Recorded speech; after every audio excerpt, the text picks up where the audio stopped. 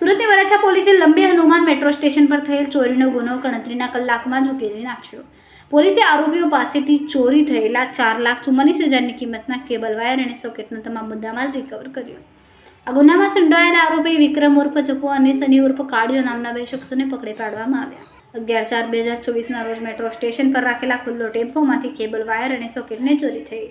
Gujarat metro સ્ટેશનના security supervisor Bindeshwari Paswan દ્વારા આ ચોરી અંગે વરાછા પોલીસ સ્ટેશનમાં ફરિયાદ નોંધવામાં આવી હતી.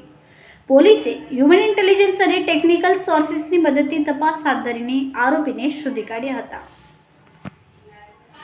કેમેરામેન સેનિલ વિરાણી સાથે વિશાલ ચેઠા, માનવ પ્રભા ન્યૂઝ, સુરત. અમારા વિડીયોની નવી અપડેટ મેળવવા માટે સબસ્ક્રાઇબ કરો માનવ પ્રભા ન્યૂઝ ચેનલને. બેલ આઇકન ક્લિક કરો લેટેસ્ટ વિડીયો સૌથી પહેલા મેળવવા માટે.